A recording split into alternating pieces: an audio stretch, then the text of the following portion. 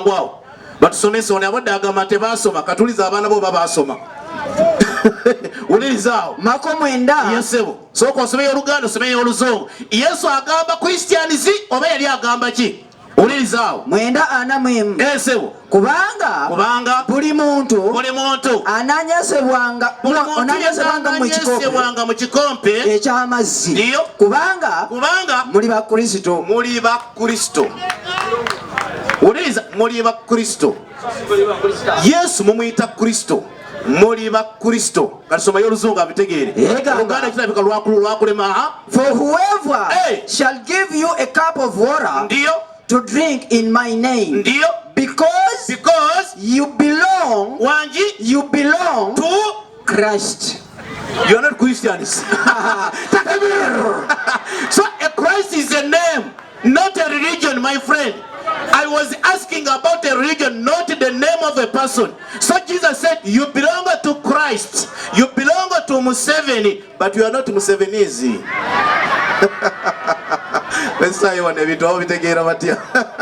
I want to do tata. Aba Yesu be baliwa aya nosoko girete yagisomye swati zohorofu notatagalira sa aye gamba bweti wa innahu la ilmu saa kigambo kiri saa fala tam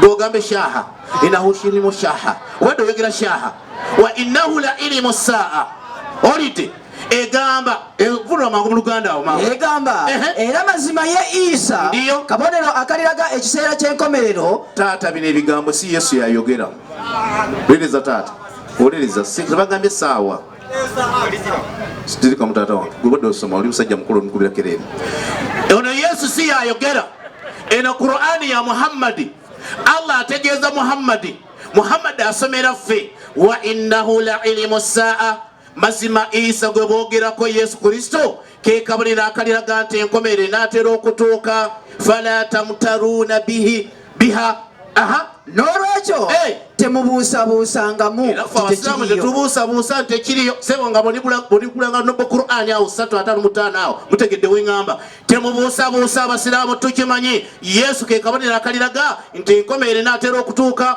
mu bubonero obunene Yesu ali namba 3 okaletegeera si byakuzaatuka busatu ngimbo Yesu agenda kujja mu bubonero obukulu kabonero kakusatu nga ye Yesu wali obusooka Masihi Dajjali n'abalala ulizaawo wabula mungoberere so si mumugobere fattabi'uni bwetu Yesu asoma fattabi'uni mungoberere tuba tugoberera ani bannange so saani katanda gobere Muhammad tata jango gobere Muhammad Yesu agenda kudda uliriza Yesu mwaliko mawa agenda kola kiuliza tata kino gwa birese bino egamba ebigambo bino sura ya 5:5 egamba narete Abu Huraira Muhammad katasomesa kuba Muhammad yasomesa mu Qur'an Abi Huraira yatugamba Allah's messenger Muhammad sallallahu alayhi wasallam said Allah yatugamba bwati by him in whose hand my soul is alayiro Allah wanidde omwoyo gwe mikono gye surely is Jesus the son of Mary mazima ddala Isa Jesus omwana wa Maryam will shortly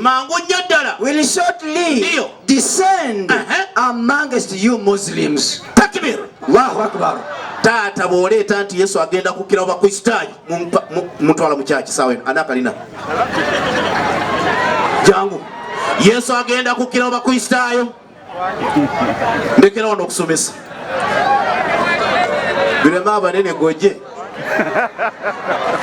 Yesu agenda he will shortly descend amongst you Muslims Yesu agenda kukira abasiramu kuba musajja wattu musiramu bambi leeta olunyiri mangu obudde butwalana ati kabasome gweyo 3:2 ba Filipi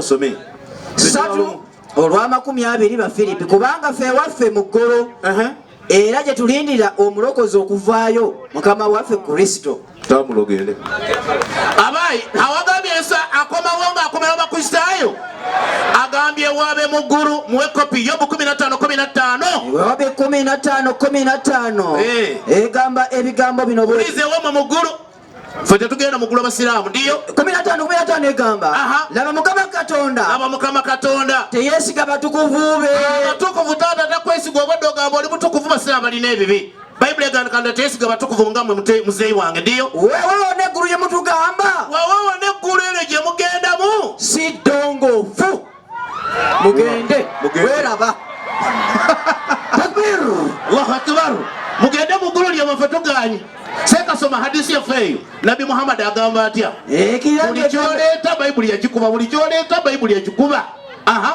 shortly is Jesus the son of Mary will descend amongst you Muslims. Bakristaayo mwagala temwagala Yesu agenda kukira mu basiraamu teriyo vaasi egata akira mu balokole teriyo egamba nti agenda kukira maki agenda kukira mu bakristaayo eyo vaasi teri agirina kubanga Yesu mukimanyi maama wa muzaala Mariyamu taata we yamukuza nga bamugamba ye Yusufu ate mwenyini bamwe erinnya Isa olaba otya okubanga mukristaayo olaba kijja binyuma kwe eyo mwe byabazongo and for information taata wabedde mu America nenga tewatugambe mu Israeli abakristaayo tebaliyo gye bali ogenda kuleeta ennamba y'abakristaayo abali mu America amina abali mu Israeli ogenda kundeetera nnamba yaabwe kati nze kanku information abayudaaya be basinga mu America wamaleeta school fees barakallahu fikum amini mu Israeli abayudaaya bali 78% na butondotondo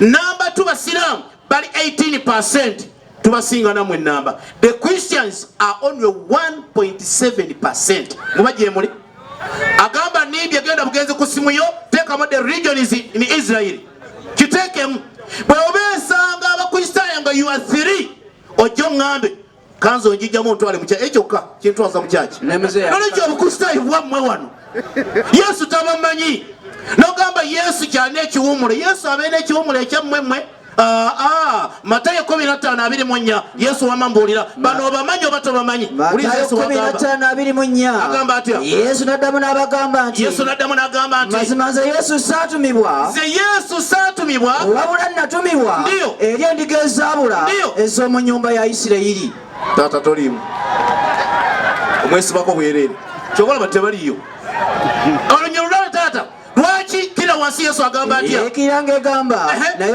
omukyala najja n'amusinza ng'amugamba omukyala n'amusinza ng'agamba atya mukama wange mbeera wadde nange ndi muna Uganda siri mu Israeli naye nange ensaasiro ngatte ku baana bano naye Yesu naddamu n'agamba nti si kirungi okuddira emmere y'abaana ba Isirayiri n'okugisuulira bannamawanga obubwa agamba nti embwa egenda muggulu wanika omukono ate buli oba olukuku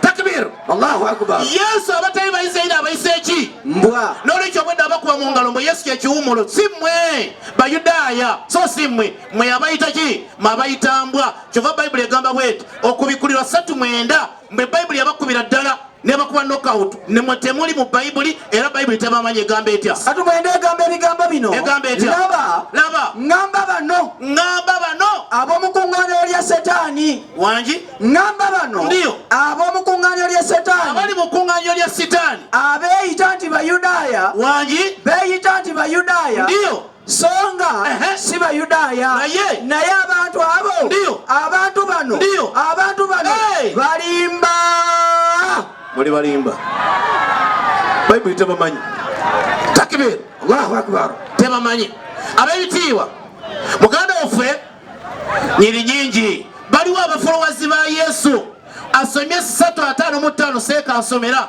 oluyizungu naye agitegeeri omwana amusomedde webalanyo haji omwana amusomedde bannange mu kaseera kano mukkirize nyanirize gwe bayita rekita wa International Islamic Mobile University in Uganda oyo rekita waamu yakatuuka era nze sambadde Juba ntegedde nti agenda kujja oyo akatuuka oyo bwe twogera rekita abasoma be babitegeera fe tuli balekicalazi baamu olwekyo mukadde waffe kuliko ebidduka naamu egamba etya uliza aya eyo kulufizi egamba etya and remember mulwala bwe tandika etya وإذ قال عيسى بن مريم إن الله وإذ قال الله يا عيسى إني متوفيك ورافعك إليه ومطهرك من الذين كفروا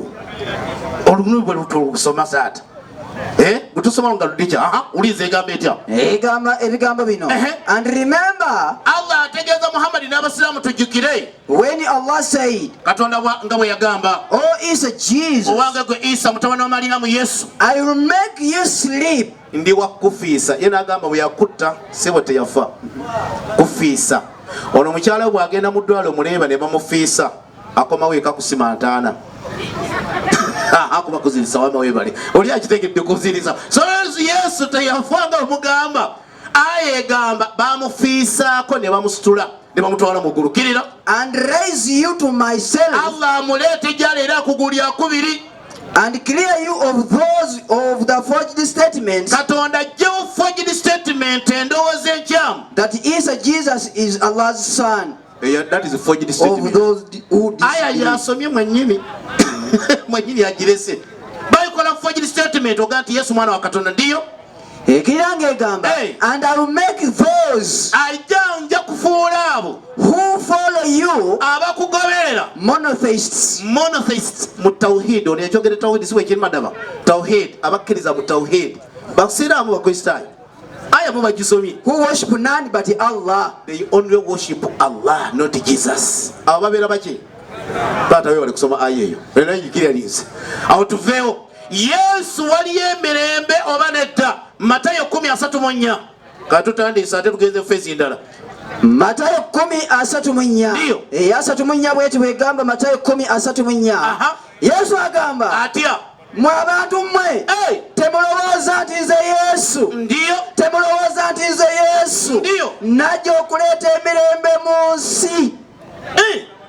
Nze Yesu. Ndiyo. Sajja kuleeta mirembe. Ndiyo. Sajja kuleeta mirembe.